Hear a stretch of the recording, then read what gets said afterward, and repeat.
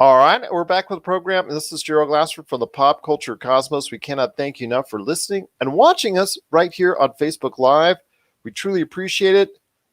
Well, it's always a great time when I can talk video games because I talk pop culture all the time on the show. But it's always a great time when I can talk video games because that's my first love from way back when. Well, okay, way back when. But here today to talk with me about the video game landscape scene and also esports is, I'll tell you what, I called him before the show a podcast hustler because he is a major podcast hustler out there. And you know why? Because he's got an awesome show. He, along with Ryan Smith, they co-host LAN Parties, a video gaming podcast extraordinaire, which you got to catch either on the Las Vegas Review Journal website or you can go ahead and check it out wherever you get your podcasts. It's available on Blue Wire, Apple Podcasts, Spotify, and so much more. In fact, if you ever want the links, go ahead and hit him up directly because he'll definitely tell you where it is. It is Lukas Eggan. And Lukas, I cannot thank you enough for being part of the program today. I'm excited to be here. Thank you so much for inviting me. I'm ready to get going. All right, let's get into it. And big shout out to our friends at Retro City Games. Are on their website right now, on their Facebook page. Cannot thank you enough. We've got a big crowd there that's going to be watching. Cannot thank you enough for watching, guys out there. And big shout out to Retro City Games here in Henderson and Las Vegas. Also give them a big shout out because, small businesses need all the help they can get in these times. So big shout out to them. And I know you're familiar with them being on the landscape of the video game scene. And I know all the friends. Some of your friends are my friends here as far as it's concerned. I know Salvia and just so many of the other crew of Mario Party Wars. Oh, I'm sorry. Whatever. They're new organization now, because he'll get mad at me if I don't just say, hey, Mario Party Wars is a thing of the past. But getting into the gaming scene right now, I want to first ask you this. It's coming around the corner. As we speak, it's a little over a month away. On the 10th and the 12th, the Xbox Series, can't say Xbox Series X because, there's an S that get denied there. So Xbox Series S, Xbox Series X, that comes out on the 10th. And then 2 days later, kind of curious that they don't separate by at least a week like they did in the last generation, the PlayStation 5. So I want to hear your thoughts as we get into it in regards to the next generation this holiday. What are some of the things that are you most looking forward to, first off? We'll just go with the positive first before we hit the negatives. Yeah, so I am a big PlayStation gamer. I have a PS4. Sony has so many great first-party IPs here that I'm ready to see. Out of the games they've announced, that's probably the furthest away, but I'm super looking forward to God of War. Obviously, the 2018 God of War, masterpiece, amazing game. So I am all for that. And, most of my friends are on PlayStation, so that's the system that I just have felt that community in the most. What I will say this, though, is Xbox for the long game looks to be incredibly well set up. All the studios they just bought are going to bear some amazing fruit if you give them enough time. So it's pretty interesting. Like, if you're talking about initially, Sony's more immediate future looks amazing, right? So much momentum off the PS4. The PS5 is going to sell amazing. But Xbox fans should be happy too, because you are going to get so many great games from all those studios over the course of a few years that I would be super excited. Not to mention Game Pass is such an incredible value that, if you're a gamer on a budget, if you buy a Series S and get Game Pass, I mean, oh my goodness, that's an amazing value right there. And I'm going to be speaking out to more PlayStation fans like yourself. I'm actually, I tried to stay on Video Game Switzerland because I like to stay on both sides. In fact, if you looked right now off camera right here immediately to my left, you'll see a Nintendo Switch, PlayStation 4. Actually, it's the Uncharted version, which is one of my all-time favorite series. And then, of course, the Xbox One right behind it. So I have an affinity for all three. But going into it, I'm going to be honest with you, Lukas. I mean, the Xbox, Microsoft buying Bethesda, that changes the ball game. I mean, I think it's a message to everyone out there that they're tired of being number 3, that they're tired of being the afterthought when it comes to each and every console generation. Because when it comes out, yes, people tell me the 360 generation that they were tied with the PS3. Worldwide sales, yes, they were pretty much on an even plane with but PS3 worldwide. PlayStation is much more of an entity worldwide. Xbox is a little bit better player here in the United States, but overall, in this last generation, PlayStation 4 killed it.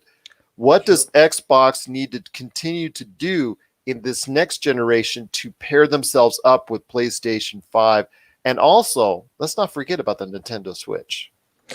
Yeah, I am looking for Xbox to come out with that variety of killer games. One thing that Sony was able to build up through series like Uncharted, The Last of Us, through series like Ghost of Tsushima, Infamous, they had just this variety of content, and then they reached all those deals. So they were getting content first for like Destiny and Call of Duty and all that kind of stuff. So they really set themselves up as almost no matter what kind of gamer you are, you can find it on PlayStation. And for some of the biggest multi-platform games, you were going to get stuff first on PlayStation. So mainly, I think it was kind of changing the narrative. And, so when we say with looking ahead to the future, all these studios, obviously Bethesda, just the range of titles that they're going to get just by getting that studio is going to be amazing. And, you start to wonder about the two big games on the horizon, right? And you start to talk about Elder Scrolls and Starlink. Whenever we start to find out more about those two games, are those going to be Xbox exclusives or at least timed exclusives? You'd think so, right? So that takes a lot of impact with it. Plus, obviously you're getting the rights to Doom and all those amazing, fantastic franchises. So I think the other thing that Microsoft has done really well is, the Xbox One just got off to such a bad start PR-wise. There were so many fumbles with the way they messaged that system that it was just hard. They were playing catch-up before they launched. And that's certainly not the case here, because they are coming out swinging. They're saying, we're serious about gamers. We're serious about bringing you a range of experiences. And if you stick with us, you're going to get content you can't get on the other platforms. Plus, they're being looking ahead to the future with Game Pass and with their streaming service. So they're saying, hey, stick with us because we know what's coming and we've invested heavily in that through the years. So we're going to be ready and first when streaming becomes way more prominent than it is right now. I'll tell you what, when it comes to Xbox, I mean, I was talking about it with Marcus de la Garza, my co-host on the Friday show, and we had discussed this, and I had said, there's no way Elder Scrolls is going to come out multi-platform from day one. And then I thought more about it. What a better way to send a message on exclusivity. What a better way to sell your product than by making one of the successor to one of the most definable games of this past decade in Skyrim, which was, as you know, was on conceivably every platform that known to man, seemingly, because it was just like ported. Oh, it's ported here, it's ported there, ported here. But it led to, I believe, 35 million in sales. So obviously it was a big win for Bethesda. And to not take the opportunity to go ahead and make that exclusive, I'm beginning to think that that's what they might do. Yeah, you think so. Like you just said, that would be quite the battle line being drawn. Yeah. And, because they could do it on Fallout after the bad blood of Fallout 76, because Fallout no longer has the premier name. Now, all it takes is, as you know, one great game to get that back. But right now, of the two, I'd say Elder Scrolls would be the more enticing of the two. Oh, for sure, 100%. Fallout just needs to refine their footing. It's funny because the Fallout series had always had those glitches that people before Fallout 76 just said, oh, it adds to its charm. But then you get Fallout 76, which is kind of a dumpster fire at first, and all of a sudden that narrative changed real fast. Absolutely. And I will tell you what, though, I understand your PlayStation game. I have a very great fondness for PlayStation games. Like I said, Uncharted and obviously The Last of Us, and then you go on and on and on, God of War, and like I'm very excited for it. So ultimately, the systems right here will be replaced, both of them, at some point in time. It's just dependent on which one do I prioritize first. And I think a lot of the people out there are doing the same thing because, as you know, if they want to get the one that they really liked, the $299 is great for standard televisions and things of that nature. But if somebody has 4K and wants the cutting edge, they're going to have to go $499 at least on the Xbox, and they can go digital only $399 on the PlayStation 5. Otherwise, they go for the Blu-ray version at $499. But what is Sony trying to do? Because right now, that's what I see a problem with both of them. And the future is looking very good in the future, as I said, but the present is kind of struggling because right now, as it looks right now, coming out next month, we're going to have a hard time finding any really good, inviting games that people are going to go ahead and say, you know what, this is the reason why I need to buy that. You know, I mean, Halo with the original Xbox, that was a reason why you bought that system. There is no exclusive game to those consoles, either console generation, that makes you scream, man, I got to go ahead and get that console. Yeah, you're right. We're in that weird period where during a launch window, a lot of those games are also coming for the previous generation of systems just to maximize sales because the install bases of the previous generation are so much bigger. So when you look at a game like Miles Morales, you look at a game like Cyberpunk, obviously all those are still coming to PS4 and Xbox One. And it's an interesting point because at $499 for the top of the line models, given the climate we're all in today, that's probably a harder ask to get people to spend that kind of money than it would have been in a more normal year. And it's interesting too, because $499, I think I'm torn on that. On the one hand, it was on the low end of what I thought it was going to be. Like, I was really afraid it was going to be $599 or maybe $699 or something like that. But $499 is still $100 more than what the PS4 launched at. And I don't know. There's something about when you start approaching that price point, you start to think, would I be better off by saving a little bit more to just invest in a gaming PC? And I don't know. It's a weird price point, and given the economic climate, it's a harder ask. Plus, with all those games coming, most of them coming to current gen systems, it's a harder ask to get people to invest right away. Well, it's also harder to ask these development studios, say, hey, I'm just going to go ahead and put out in this system that might, by 6 months down the line, have 10 million combined between both of them as far as distribute out there, instead of saying, hey, I want to put this game out on the PlayStation 4, which has over 100 million sold, and let's say the Xbox One has maybe 40 to 50. So I'm just going to ignore that market. You can't do that. Not with the economics, just don't add up, especially in today's climate.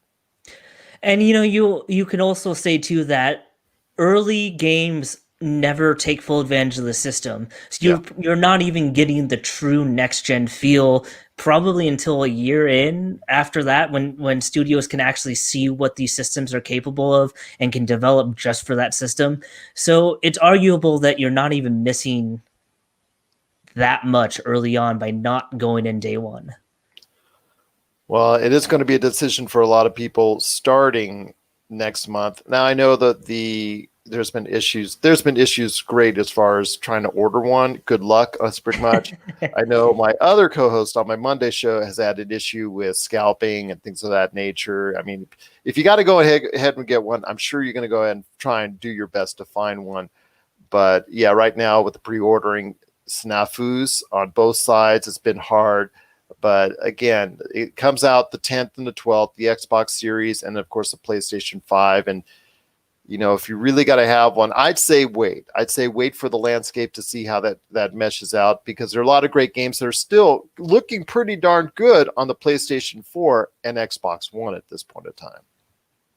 Yeah, I'd agree with you there. If you 100% need next-gen systems, I would say probably wait on the Xbox until some of their studios start putting out some of those games, because that will be such an amazing time to jump in once you see those games come to fruition. In the meantime, probably not as urgent, especially with Halo being delayed, to jump into Xbox day one is how I feel. Well, but then what would you get on the PlayStation 5 within the first year? That's really, I mean, you're hoping that God of War will be at the tail end of this time next year that it'll be released. there any other major titles specifically coming out for the PlayStation 5 that's really going to grab people within that first year? I don't know if it'll come in the first year, but the Horizon sequel that I think would Yes. draw in a lot of people. Um, yeah, I just think that you'll see more games sooner from PlayStation than you will from Xbox, just because Microsoft acquired all those studios Yeah, just recently. So it's going to take them a couple of years to really get to a point where those games are going to come out. I agree with you on that part. Definitely, indeed.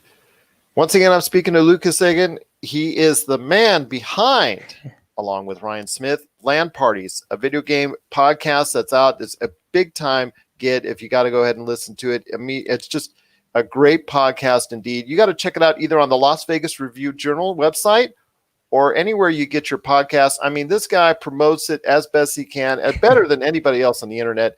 Again, Lukas, also, he's got great articles on the Las Vegas Review Journal as well. You got to go ahead and check out what he's doing today at lvrj.com. But before we head on out, two last questions I got to hit you up with is the state of esports. And you recently covered that on one of your latest podcasts, and people have to check out because it's a deep dive discussion on the world of esports and where we're at. I'm not going to say I'm not an esports naysayer because I enjoy esports. I watch the NBA 2K League, Call of Duty. I've watched several others as well. I mean, I've avidly watched on Twitch, and now I'm trying to really get into Facebook Live because I promote and also do a lot of streaming on Facebook Live. So I'm trying to support Facebook Live streamers out there. But I want to hear your thoughts on this. I mean, you guys had a deep dive discussion on it, and you obviously being at home in the middle of a pandemic for most of these people, like myself and like yourself, it's been something we're paying more attention to. We're watching more streams, we're watching more Twitch, things of that nature, and the numbers are going up. I mean, obviously for the competitions that are still out there, they're going into the millions. But I don't see still the connectivity to a larger casual audience. I don't see esports yet being at that point where it needs to be. A couple of years ago, we were talking about esports being on that fringe because they were on ESPN, on TNT, on TBS here in the United States. I know esports has got into a higher realm in Europe and especially in the Asian markets. You and I both know this, where it's just like pretty much next to soccer. I mean, one of the biggest things out there. But here in the United States, it's still something that has a stigma attached to it for the casual individual out there. What do you think it's going to take to go ahead and get esports to that next level? Because I've equated it to UFC. UFC was thought of as almost like pro wrestling in that realm. But then they got some legitimate stars. They showcased themselves on a platform with the Ultimate Fighter. They really got it over, and they got their product over, and now they're considered at one of the top levels of sports. How can esports do the same? I think it starts with being more open with their athletes. You think of other sports and their biggest stars like a LeBron James, like an Aaron Rodgers. They're out in commercials. They're out doing interviews. You kind of know the stories behind them. That doesn't happen with esports, at least not in the States. We're not seeing a player open up. You don't know about what they overcame. You don't know about their story to get to that point. And people love to attach themselves to stories. Everybody loves a good overcoming story. Everybody loves a good underdog story. But it just seems like there's still that closed nature to esports, where organizations try and keep things so tight around the narrative around their players that they won't let them be vulnerable almost around to people. And I think that would cause a more emotional connection to a casual audience. The other problem that I do see here is so many games are being classified as esports when they arguably shouldn't be. And that's just kind of making the definition of esports even more confusing than it already is. It's tough for a new potential esports fan to jump in because you Google esports, you're going to see this long list of games. And if you're not already a fan of one of those games, it's hard to jump in. So it would be nice to have a easier introduction into those esports. I don't know if that's through the broadcast. That roundtable discussion we had on our podcast, somebody mentioned that, kind of easing people into it, explaining things a little bit more on the front end so they can understand more what's going on the back end. Because otherwise, it's like if you're not a football fan and you try and sit down and watch an NFL game, you're going to be lost. You don't know the nuances. And so you might get turned off pretty easily. And once you get turned off to something, it's really hard to win them over. So the ease of access, they need more clarity on what an esport is instead of throwing every game that's competitive as an esport. Games can be competitive without being an esport. There's got to be a tighter definition of that. And then driving narratives with players, pushing a star. They need that transcendent star, like a ninja to kind of push it. Been saying that for 3 years, my friend. Been saying that for 3 years. That's pretty much what's going to take is that mercurial star. I mean, I sometimes I also equate it to the pro wrestling scene in the late 90s. It wasn't until you had that Steve Austin, The Rock, The Undertaker, those superstars that just basically pushed the entire scenario as far as, and also Goldberg for WCW, those stars that transcended the sport or transcended whatever the industry you want to call it. Same thing with esports. I mean, yeah, you talk about a ninja who's a superstar who can't even go outside it in certain parts of the world. But here he might be able to walk down through Main Street and not even get noticed. So it's simple that fact that you need to have some sort of star that you get behind, or stars, or feud to get behind. Sometimes that does it. So, I mean, esports is obviously, like we said, to a certain audience, people will flock to it and they'll be supportive of it and they'll really get behind it as far as various avenues are concerned. And you're right as far as the games. What do you consider esports as far as gaming is concerned, and what do you not? It's such a hard. It's now so broad as far as the explanation of that, because everybody now tries to throw it under the esports umbrella because it's so cool and it's corporate sponsored and things of that nature. So there's a lot to think about there. But I think it comes down to having that mercurial star or stars that will push the actual series forward into a limelight, and hopefully they'll get the opportunity to be on network television, cable television, streaming television once again. Yeah, and I think there's danger because I think a lot of people equate esports with gaming in a more general sense, and that absolutely should not be done. Gaming as an industry is huge. Esports is not nearly that huge, and I'm not saying it's not big. It's obviously very big, but equating esports to gaming is dangerous because you're going to create false expectations for the level that esports is at right now. And yeah, gaming is just so much more broad than esports. So I hesitate with that. It seems like the public at large is equating the two when they absolutely should not be. And that's the thing, because they see Mortal Kombat, so they assume Mortal Kombat when it comes here to Las Vegas and they have the tournaments and things of that nature to go ahead. Oh, it's one and the same. Or if FIFA, they'll see a FIFA online as far as the tournament and they'll equate that one same. It's not. There's the athletes that are as far as part of esports, the time that they devote.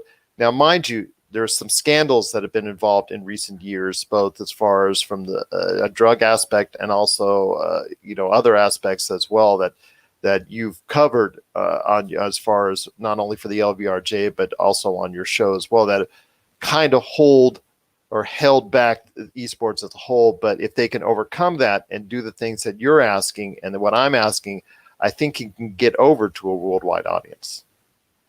I agree. And, it's going to be interesting, but whenever life gets back to normal, knock on wood that it happens someday soon, that's going to be the real test, right? When things are back to normal, when the average viewer has every piece of entertainment that was at their disposal before, how many of them still choose esports in their normal routine? That's the true test. Well, I'll tell you what, it's been a great conversation. And I if anybody out there really wants to get to know Lukas more or ask questions or have thoughts on the video game scene, they just got to go ahead and hit him up at lvrj.com. That's the Las Vegas Review Journal, one of the largest newspapers in the entire I guess in the entire United States, because you know what? Every time I go every Sunday to buy an edition, it seems like it is because it's pretty darn thick. But I will say you also got to catch his show again with Ryan Smith, and I'm going to give him an explanation why you need to check out LAN Parties here coming up in a sec. But before we head on out, it's Christmas, and you only have the choice of opening or getting one game. Okay, you just only have the choice. You ask, you said to all your friends, I want this, but they all came back to you said you could only get one. If there's one game this holiday that you think you want the most, what would it be? And I know it's a hard choice because there's a lot of great games coming in the next few weeks. It is a hard choice, but my answer, and the reason is kind of funny, would be Cyberpunk, because Keanu Reeves is my favorite actor of all time. The Matrix is my favorite movie. So that, just on that fact, is the reason why I'm saying Cyberpunk all day, every day. Keanu Sans, indeed. Yes, Keanu Reeves. I think his star power is going to bring that game to great success, at least initially, because you know that you're going to see advertisements with him all over it. So you're going to see that type of scenario where the casual gamer or the casual audience sees, oh, hey, Keanu's in this. I'm going to go ahead and get this for somebody that I love. Now, mind you, it's going to be an M-rated game out there. So it's the same scenario as you deal with GTA, all right? I know back in the day when I was running game stores, I used to have parents and grandparents going, why are they getting us GTA? Why are they getting this stuff like this? The content on it. Oh my gosh.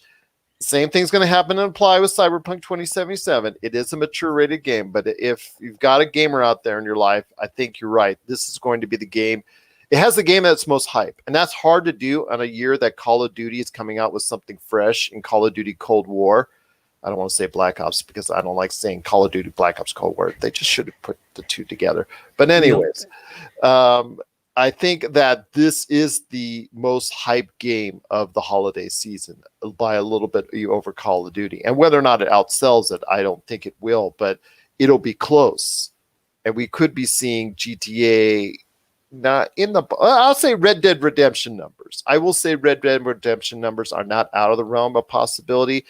So I'm thinking there's a lot of hype to this game. So I'm hoping that the hype will match the success and also what we think of the game as well. I agree. And you know what? This game had been announced so many years ago, so I'm just ready for it to come out too. And I'm just hoping it lives up to its potential. Absolutely, indeed. But before we head on out, Lucas, like I said, you host, along with Ryan Smith, a great show named LAN Parties. You work so hard on promoting this podcast. I got to give you again all the props for it. But before we head on out, you got to do a little bit more. You got to do a little bit more promotion there, my friend. Why should people check out LAN Parties? People should listen to LAN Parties because we bring you interviews with some of gaming's biggest names and rising stars. Past interviews have included Nolan North, Jen Taylor, Travis Willingham, and Sandra Saad. So, we try and get a range of guests and bring you insightful interviews. And I hope if you do listen, you have a lot of fun with it because we have a lot of fun making it. Absolutely. And once again, you can start by going to reviewjournal.com or lvrj.com, and you can check out LAN Parties there or wherever you get your podcast on any format. It's all there for you. Well, Lucas, I want to thank you so much. Big shout out again to our fellow friend, Salvador Villa of Storm Rush Gaming. Also as well, Retro City Games, 10% off all month long. And you and I both are gamers, so we might go ahead, both of us down there, check out one of their stores, either on the Strip or down there in Henderson. It is Retro City Games. Great people indeed. But again, my friend, it's been great having you on the show. Hope you get a chance to come back on the show and talk video games with us, because we're looking forward to have you back on right here at the Pop Culture Cosmos. Anytime.